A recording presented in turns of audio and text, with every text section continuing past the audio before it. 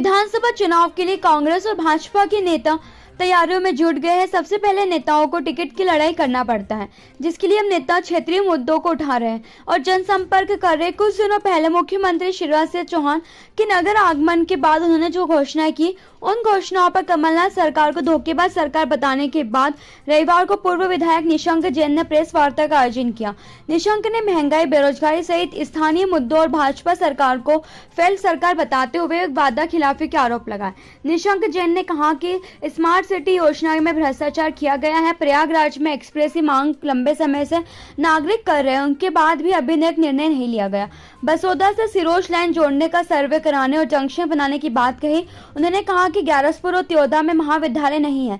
महंगाई कम करने के सवाल पर पूर्व विधायक ने कहा कि अगर कांग्रेस सरकार बनती है तो सबसे पहले महिलाओं को 500 रुपए का सिलेंडर दिया जाएगा, वह 1500 रुपए सम्मान राशि भी दी जाएगी। कांग्रेस ने पिछले चुनाव में गंज बसोदा को जिला बनाने के मुद्दे पर निशंक जैन ने कहा कि 2018 में जनता ने मुझे आशीर्वाद नहीं दिया, इसलिए इस मुद्दे को हम नहीं उठा पाए। लेकिन यदि भविष्य में मुझे पार्टी तथा जनता आशीर्वाद देती है तो हम गंभीरता पूर्वक काम करेंगे तथा गंज बसोदा को जिला बनाएंगे।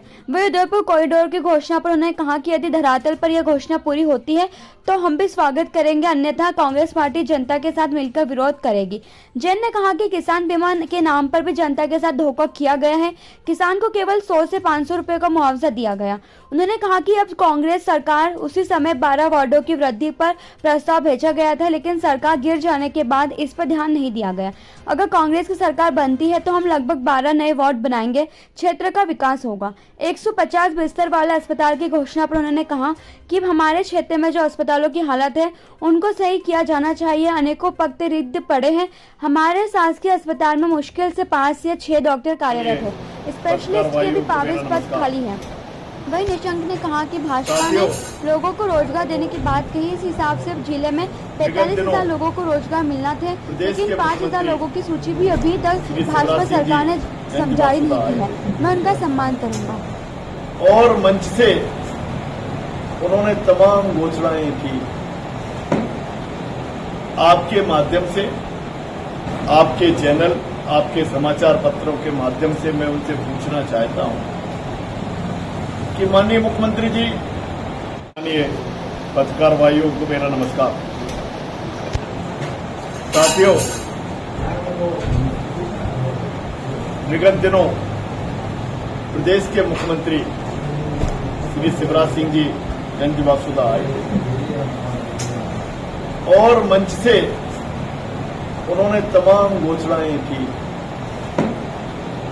आपके माध्यम से, आपके चैनल, आपके समाचार पत्रों के माध्यम से मैं उनसे पूछना चाहता हूं कि माननीय मुख्यमंत्री जी, आपने विगत चुनावों में, चाहे विधानसभा चुनाव की बात करें, चाहे नगरपालिका चुनाव की बात करें, जो आपने घोषणाएं की थी, कभी उन घोषणाओं को भी पलट के देख लें। माननीय पत्रकार भाइयों को मेरा नमस्कार। साथियों, विगत दिनों प्रदेश के मुख्यमंत्री श्री शिवराज सिंह जी गंज बसोदा आए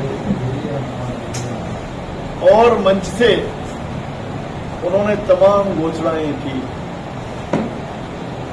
आपके माध्यम से, आपके चैनल, आपके समाचार पत्रों के माध्यम से मैं उनसे पूछना चाहता हूं कि माननीय मुख्यमंत्री जी, आपने विगत चुनावों में, चाहे विधानसभा चुनाव की बात करें, चाहे नगरपालिका चुनाव की बात करें, जो आपने घोषणाएं की थी, कभी उन घोषणाओं को भी पलट के देख लें। बताइए, आपके सांसद जी बताइए, आपके विधायक जी बताइए, और आप तो जो आपने किया है, आपके पास स्वीकृति पत्र होंगे ना, आप उनको जारी करिए।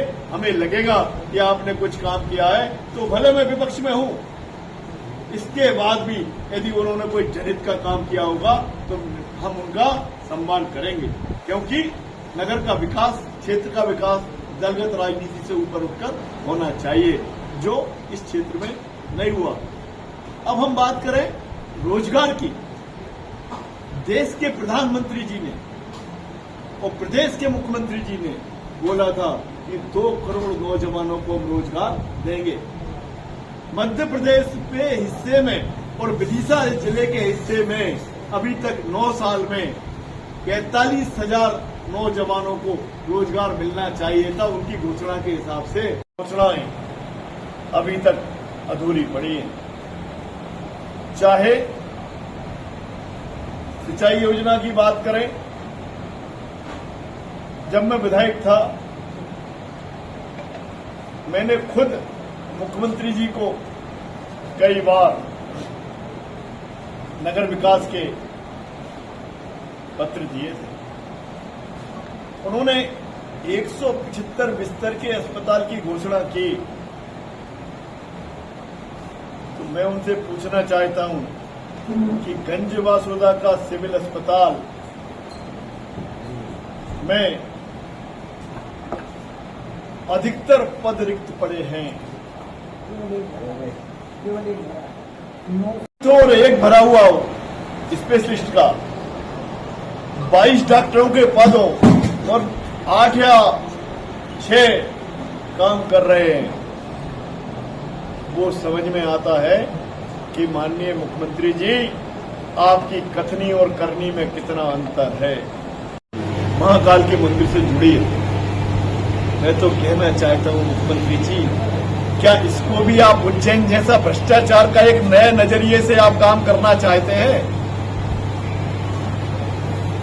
कहीं हमें ऐसा ना हो कि पहली बात तो झूठी घोषणा और कहीं इन्होंने वैसा कुछ करने का प्रयास किया तो उज्जैन की जनता तो सड़क पे नहीं उतरी, गंज वासुदा क्षेत्र की जनता मूर्ति बने, हम स्वागत करेंगे, मगर गुणवत्ता की बने।